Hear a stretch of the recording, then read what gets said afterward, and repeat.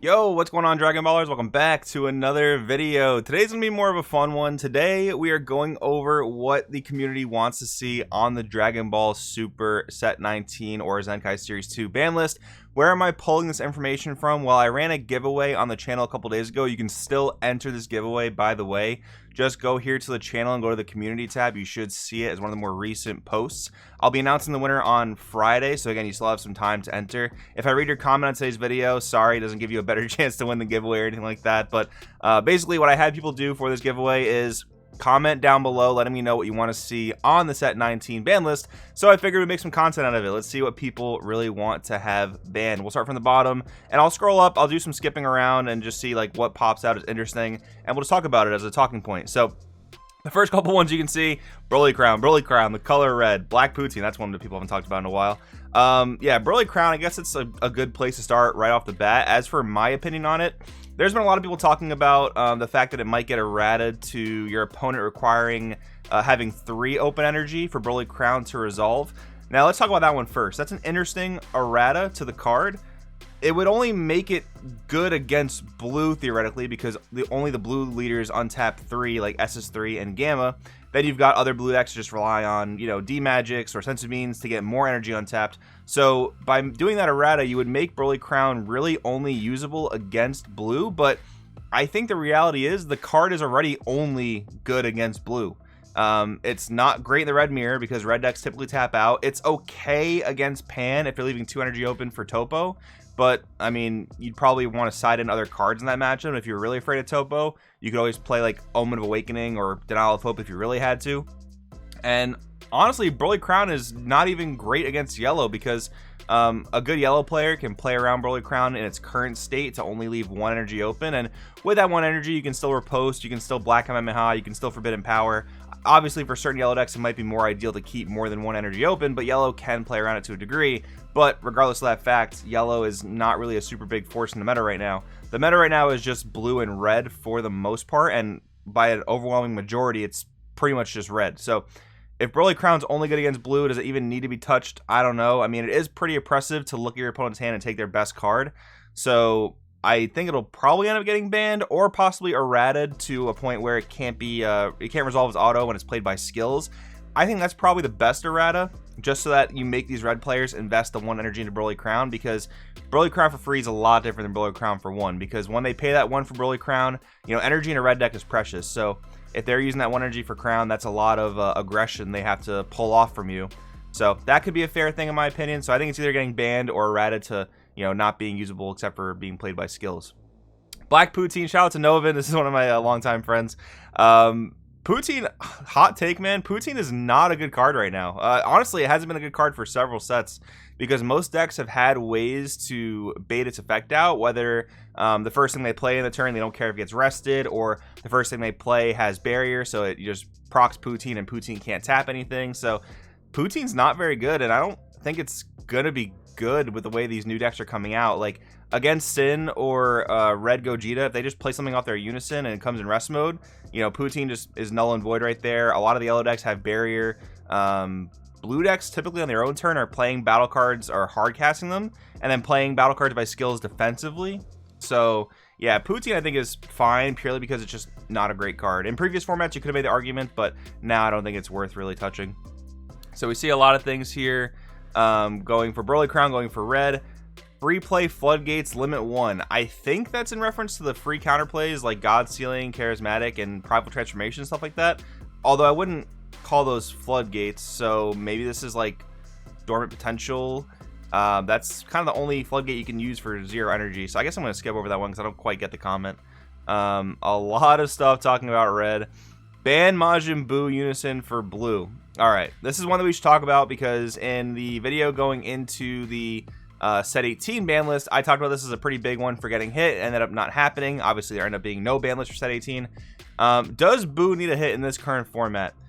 I don't know, because, playing blue against red, again, if we're considering this format to only be blue and red, Buu is one of your stabilization points as a blue player, where if you can get that down safely against a red deck, you start to stabilize, you start to feel a bit safer. But even at that point, like, Set 18 introduced so much removal for these Unisons between the entire Sin Shadowrun archetype and the Faded Rivals combo, Piccolo, Goku, that maybe some future green decks will be able to adopt. None of the green decks in this format are super high tier competitive, but Buu does have more removal, more than ever. It doesn't gain markers, so with the new cards introduced, it's probably fine. But if the format slows down, I could see it being a bit more annoying. But again, if it slows down, I think green just kind of deals with it pretty effectively. And again, so does red Sin Shenron, assuming that deck doesn't get nerfed into the ground. So yeah. John Gutierrez, I think commemorative photo needs to get banned. TBH, that's a funny one. That gets some points for me. Definitely SS3 Reboot Goku is a problem. Literally all blue staples become broken in that deck. So I hope they ban that leader. So maybe this is another hot take. I don't think SS3 is really all that good, to be honest. Yes, it won 2 American Regionals, but I really think that current red decks with 4 copies of Broly Crown between their main and sideboard just destroy SS3. I mean, that's been our team's findings and testing, and yes, again, these decks won American Regionals, but people showed up to these events with 2 Broly Crowns in their entire deck, main and side. So that's just some odd data from that.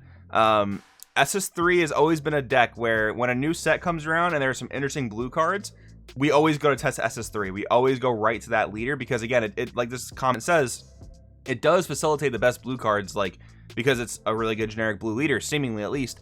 But it always has a problem of, like, not being able to deal with aggro early, low hand size early. When you do stabilize as SS3, you are one of the most unfair decks in the game. Once you start playing Buu Unison, once you start playing Otherworld Blitz, and then you start playing SS4 Vegeta Rise of the Super Warrior, you are a very unfair deck at that point. But sometimes getting to that point is very difficult. And I really do think that a good Gogeta player, and probably a pretty good Sin player, should be just destroying SS3. I think that's generally how it goes. I get that, again, that's a pretty big hot take. I know a lot of the community doesn't agree with that. So feel free to drop your stuff in the comments, what you think or don't think. But yeah, SS3 is probably fine. It's one of the annoying control decks in the game. I hate control decks, but I probably wouldn't push for the leader to get banned. But who knows what's going to happen. More Broly Crown, more red. Unban Mecha Frieza, I'm a degenerate. That's pretty funny.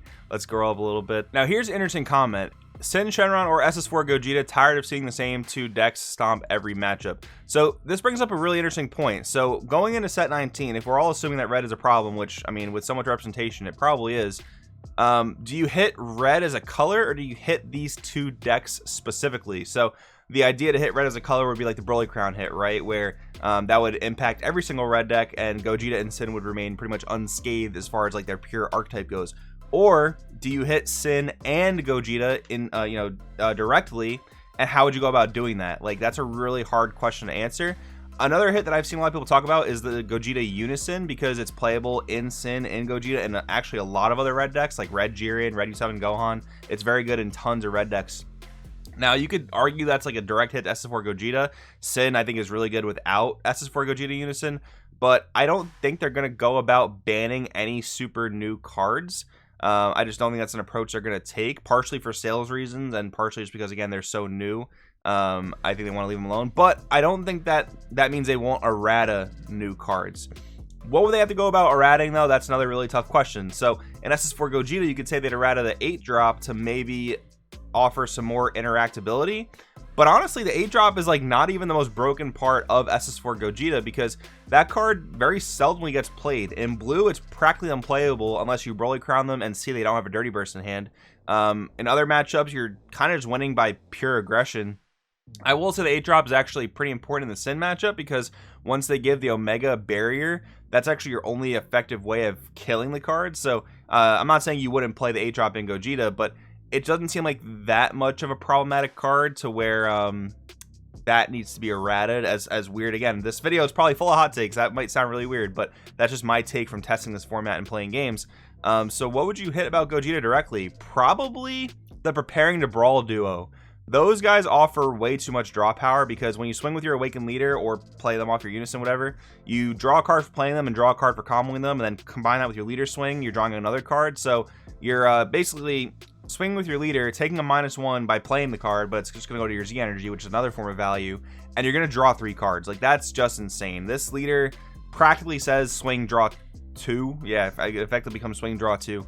And that's a bit too strong. This deck is a bit unfair, SS4 Gogeta speaking about, because of how ridiculous its hand size gets. That's one problem. Sin, I think, is just too aggressive for a lot of decks to deal with. And, you know, we think about decks in the past like King Vegeta or other free play red decks like King Piccolo, and we think to ourselves, you know, all those decks must have been way more aggressive than Sin and Gogeta especially.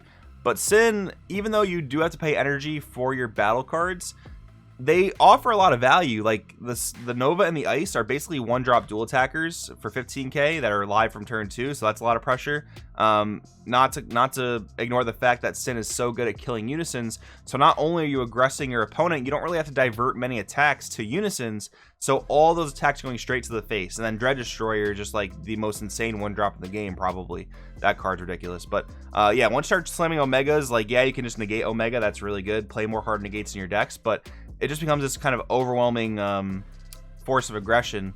So I'm not even sure where you go about hitting Sin. Maybe something along the lines of like how much draw power it's able to generate. Like maybe something about how many Dragon Balls it's able to search, or I don't know, something along those lines possibly. But I think this is a really interesting question. Do you hit red generically, or do you hit these two specific decks?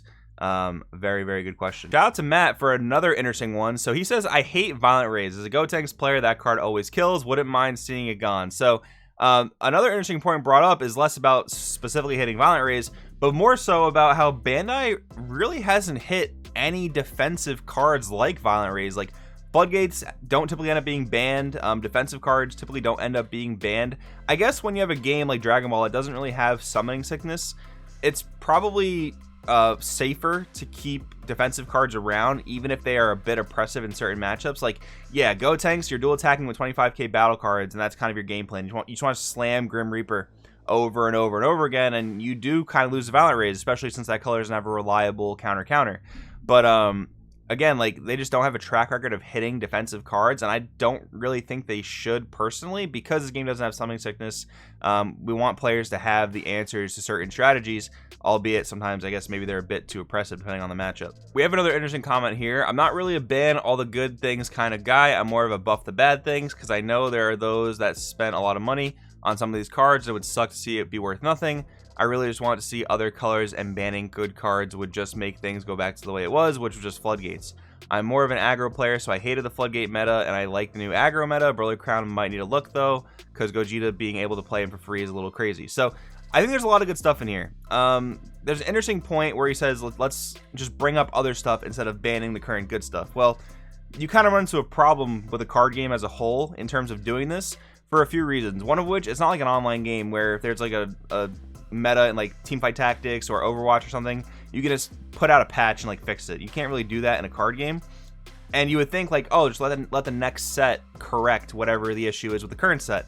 Well, that doesn't work either, because typically when you're working on a card game design team, you have created the next set like 6 months ago. Like, you don't have that foresight or the hindsight to say like, oh, set 18 was kind of a mistake, the red decks were a bit too strong. That's okay, let's just buff green, black, and yellow in set 19. It doesn't quite work that way, because by the time set 18 already came out, set 19 was probably already finished, to be honest. Like, those cards were probably already finalized. So I do think this is a good point. I appreciate this point of view, but unfortunately for card games, it's just not super realistic. So I think we'll end it on this one. Shannon says, not sold that we need a ban list. Being realistic, they won't touch any of the new red stuff, which I do agree with, but an errated or Broly Crown or an outright ban would be okay. More so, like you've touched on this week, we need the rest of the card pool to be brought in line with the current power scaling red has. We currently have 2 colors that are unplayable at a competitive event. Totally agree with you. Kind of falls back to the point before where they can't fix that quickly, unfortunately. And that's kind of the reason why ban lists exists in card games, because like I said, you can't just put out a patch like this was an online game. So the closest equivalent of that is putting out a ban list to just try to mitigate the power of the really, really strong stuff. But I do wish that going into the original design that, you know, set 18 was just a bit more balanced, because there's obvious discrepancy between you know, the green stuff set 18 and the red stuff. But I've beaten on that one way too much already, so I'm just gonna leave it there. But anyways, guys, hope you guys enjoyed this video. I think we talked about a lot of really interesting stuff, whether it relates to the set 19 ban list or card game philosophy in general. Let me know in the comments below what you think. Thanks for watching, and I'll see you guys in the next one.